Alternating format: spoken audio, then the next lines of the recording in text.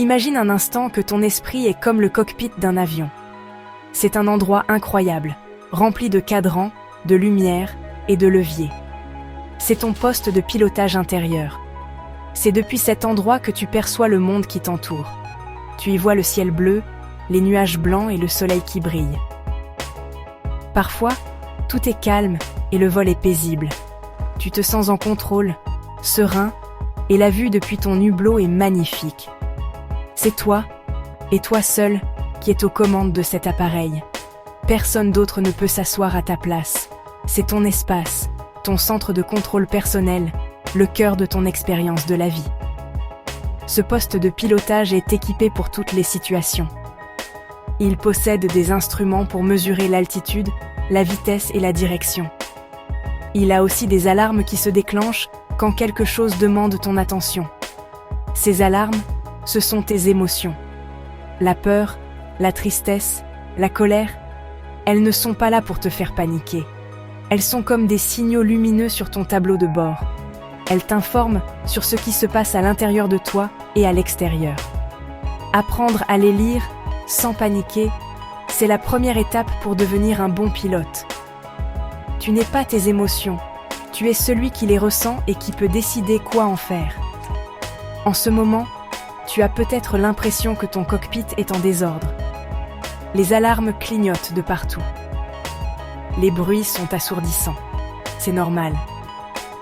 Quand une situation difficile arrive, comme la séparation de tes parents, tout le système semble s'emballer. On peut se sentir dépassé, comme si l'avion allait s'écraser. On peut avoir envie de lâcher les commandes et de fermer les yeux. Mais je veux te dire quelque chose d'important. Ton poste de pilotage est bien plus solide que tu ne le penses. Il est conçu pour résister aux plus grandes turbulences. Il suffit juste de réapprendre à l'utiliser. Le voyage que je te propose est simple. Il ne s'agit pas de réparer l'avion en plein vol, ni de faire disparaître la tempête qui gronde dehors. Il s'agit de t'asseoir calmement dans ton siège de pilote, de respirer et de regarder tes instruments un par un. Ensemble, nous allons apprendre à lire les informations qu'ils te donnent. Nous allons apprendre à tenir le manche avec plus de confiance, même quand tout tremble.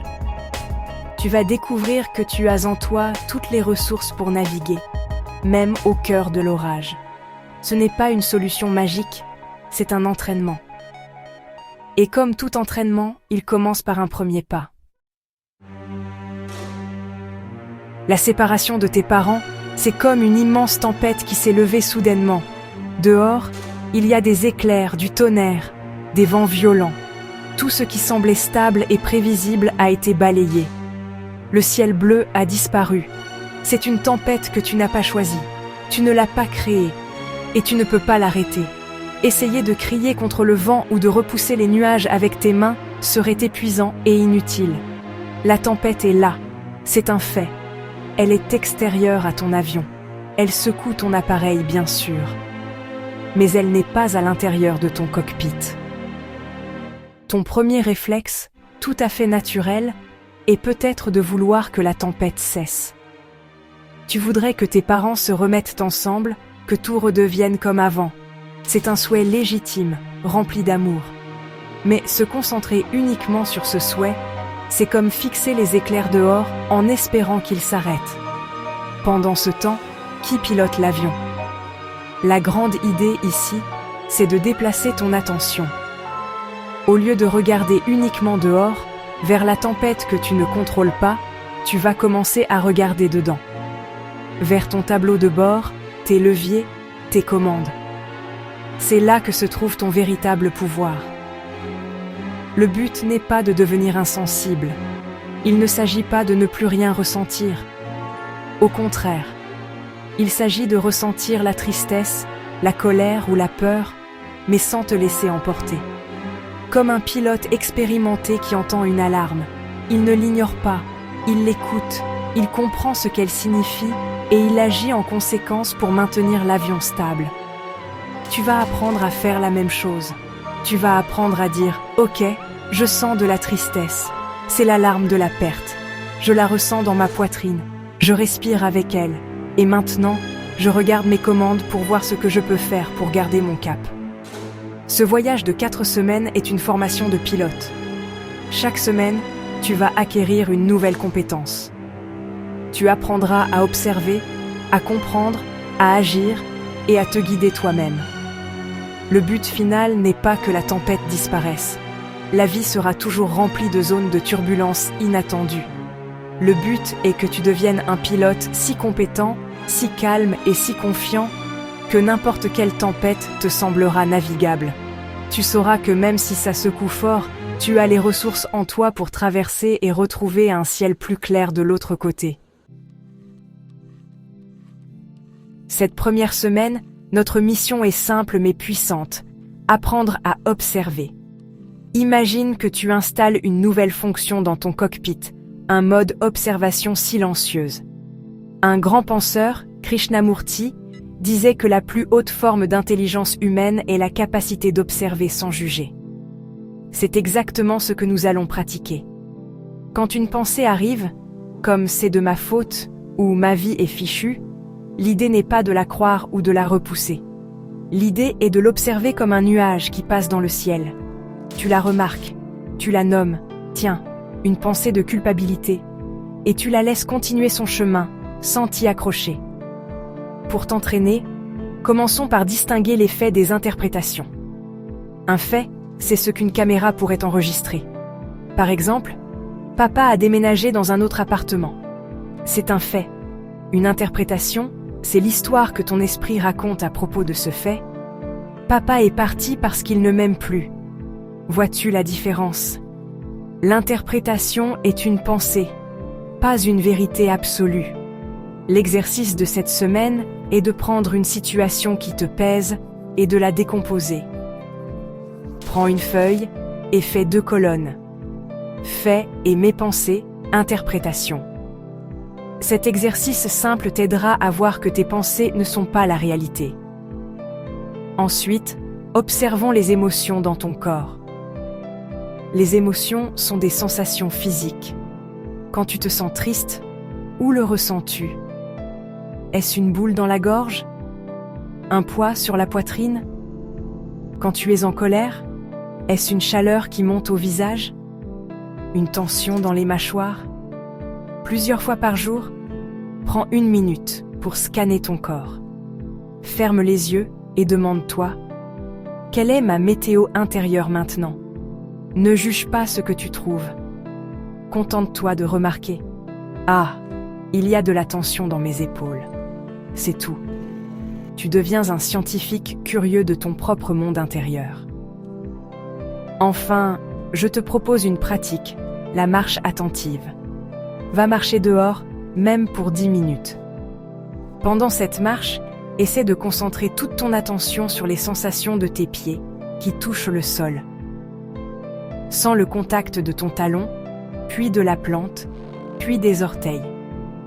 Fais-le lentement.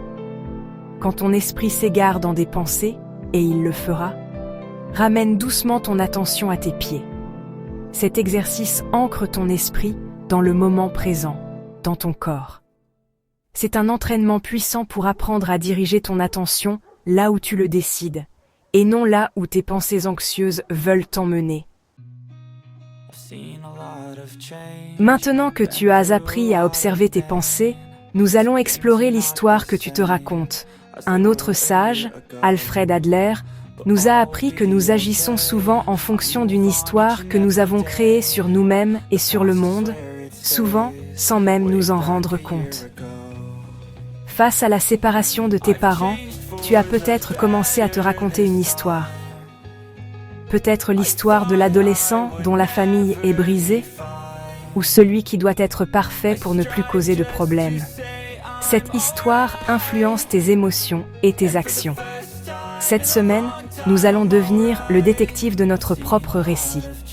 L'exercice principal est d'écrire ton histoire. Prends un carnet et écris ce qui s'est passé, mais surtout, écris ce que tu as ressenti et ce que tu en as conclu sur toi, sur les autres, sur la vie. Ne te censure pas. Personne ne lira cela à part toi. L'objectif est de mettre en lumière le récit qui tourne en boucle dans ta tête. Une fois que c'est écrit, relis-le et pose-toi cette question. Quel est le but caché de cette histoire? Par exemple, l'histoire de celui qui doit être parfait a peut-être pour but caché d'essayer de contrôler la situation, de réparer les choses. Reconnaître ce but, sans le juger, est une étape immense. Adler parlait aussi de l'importance du sentiment d'appartenance. La séparation peut te donner l'impression d'être seul, déconnecté. Ton histoire te coupe peut-être des autres. L'exercice est d'élargir ton sentiment de connexion. Pense à toutes les personnes qui font partie de ta vie, des amis, des cousins, des professeurs, des voisins, peut-être même les membres d'un club ou d'une équipe sportive. Fais une liste de toutes les personnes avec qui tu partages quelque chose.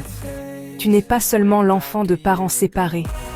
Tu es aussi un ami de, un membre de, un passionné de. Tu appartiens à de nombreuses tribus.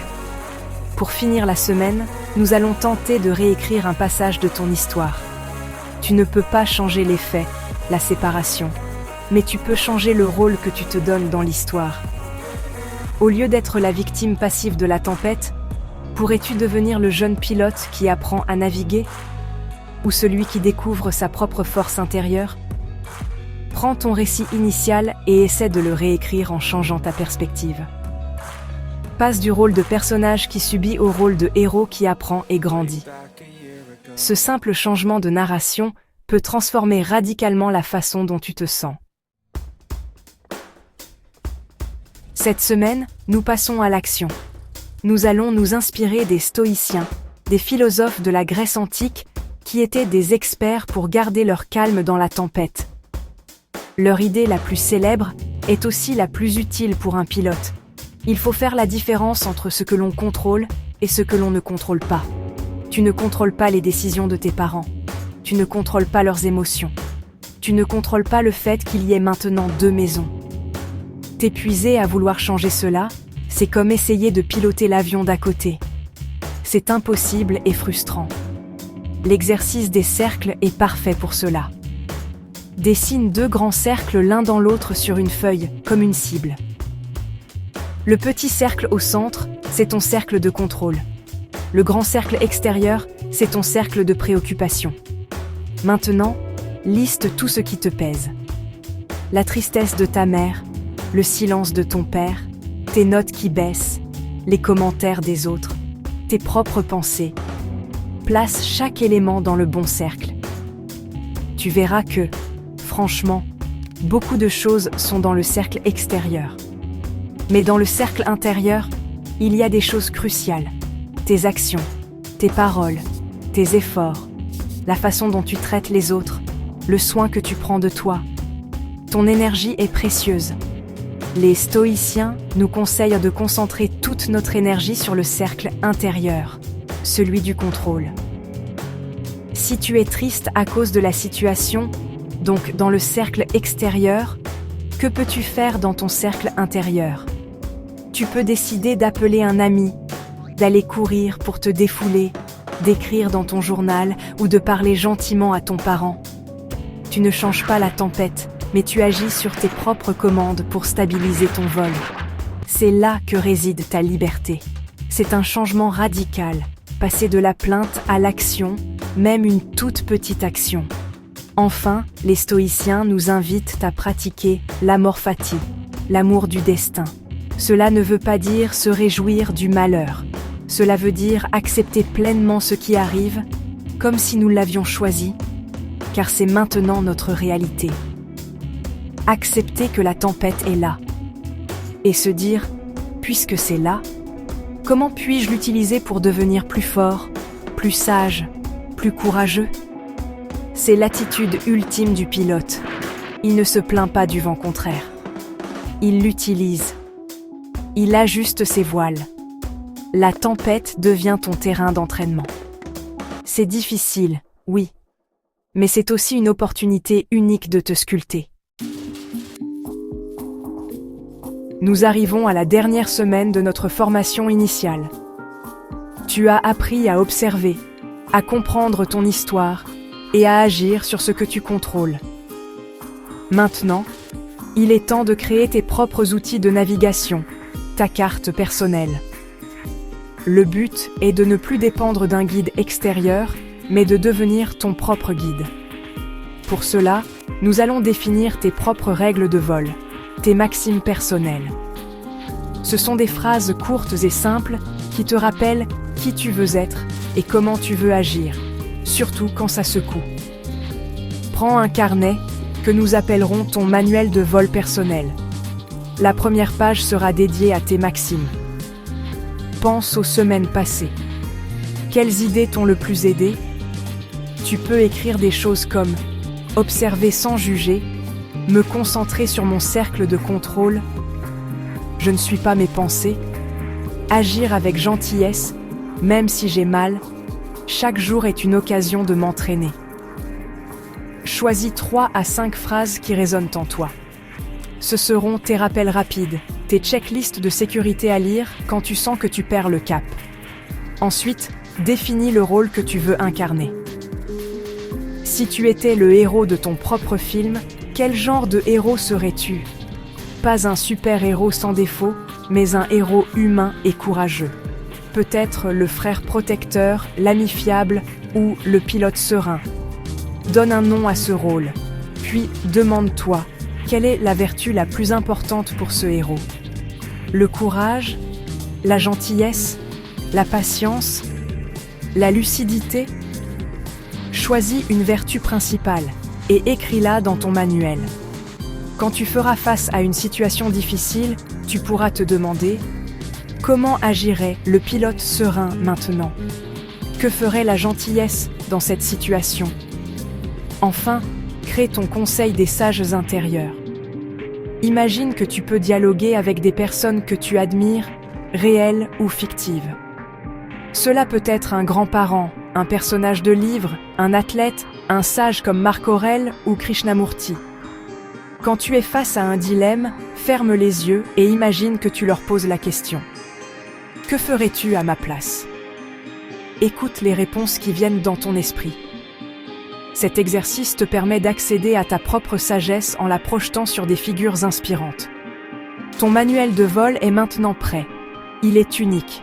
C'est ta carte, tes règles, ton équipage. C'est ton outil pour toutes les tempêtes à venir. Ce message s'adresse aux parents, aux oncles, aux tantes, aux professeurs, à tous les adultes qui sont autour de toi en ce moment.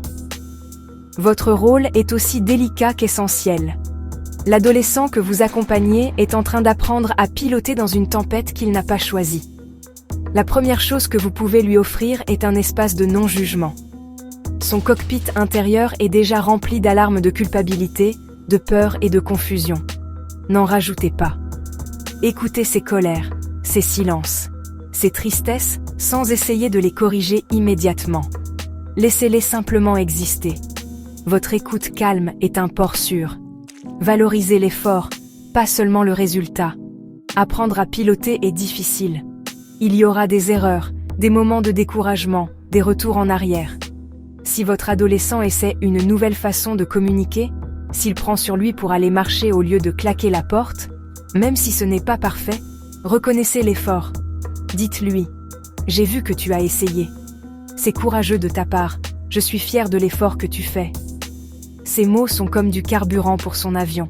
Ils lui donnent l'énergie de continuer à s'entraîner, même quand le vol est difficile et épuisant. Montrez l'exemple.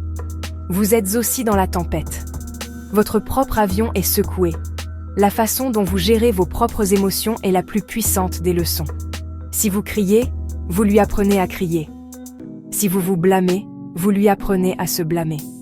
Mais si vous lui montrez que vous aussi, vous essayez de distinguer les faits de vos interprétations, que vous essayez d'agir sur ce que vous contrôlez, que vous prenez soin de vous, alors vous devenez son instructeur de vol. Vous n'avez pas besoin d'être parfait. Montrer votre propre vulnérabilité et vos propres efforts est un cadeau immense. Enfin, rappelez-vous que votre adolescent n'est pas un objet à réparer, ni un messager entre deux mondes. C'est une personne à part entière, avec son propre poste de pilotage. Votre mission n'est pas de piloter à sa place, mais de lui faire confiance. Faites-lui confiance pour trouver ses propres solutions. Donnez-lui les outils, puis laissez-le apprendre à s'en servir. Soyez la tour de contrôle bienveillante qui l'encourage, qui le guide si besoin, mais qui le sait capable de traverser la tempête par lui-même. Votre confiance en sa capacité à devenir un bon pilote est le plus grand soutien que vous puissiez lui offrir. Nous voilà au terme de ce premier vol d'entraînement. Regarde le chemin parcouru. Tu as commencé en te sentant peut-être comme un passager terrifié dans un avion fou. Aujourd'hui, tu es assis dans le siège du pilote. Tu as appris à lire tes instruments, à distinguer les faits de la fiction, à te concentrer sur tes commandes. La tempête est peut-être toujours là, dehors, les vents soufflent peut-être encore. Mais quelque chose de fondamental a changé en toi. Tu n'es plus en train de subir passivement, tu es en train de piloter activement. Le plus grand paradoxe de la vie, c'est que les moments les plus difficiles sont souvent ceux qui nous offrent les plus grands cadeaux. Bien sûr, personne ne souhaite vivre une séparation parentale. C'est douloureux. Mais caché dans cette douleur, il y avait une opportunité. L'opportunité de te connaître plus profondément. L'opportunité de développer une force intérieure que tu n'aurais peut-être jamais soupçonnée. L'opportunité de devenir le capitaine de ton propre navire, le pilote de ton propre avion. C'est un cadeau qui n'a pas de prix. Le véritable objectif n'était jamais de réunir ta famille. Le véritable objectif était de te réunir avec toi-même. De te connecter à tes propres ressources, à ta propre sagesse, à ta propre force. Tu as découvert que tu pouvais être ton propre meilleur ami, ton propre guide, ton propre coach. Cette autonomie émotionnelle est la compétence la plus importante que tu puisses développer pour mener une vie heureuse et pleine de sens. C'est la base sur laquelle tu pourras construire toutes tes relations futures, tous tes projets, tous tes rêves. Alors continue à t'entraîner. Chaque jour est une nouvelle occasion de t'asseoir dans ton cockpit. Continue à observer tes pensées, à questionner tes histoires, à agir avec courage et à te référer à ton manuel de vol. Certaines journées seront plus faciles que d'autres. Mais tu n'es plus seul face à l'inconnu. Tu as une méthode et tu as toi-même. La tempête finira par passer, comme toutes les tempêtes. Et quand le ciel s'éclaircira, tu ne seras plus la même personne qui y est entrée. Tu seras un pilote. Un pilote aguerri, calme et prêt pour le reste du magnifique voyage de la vie.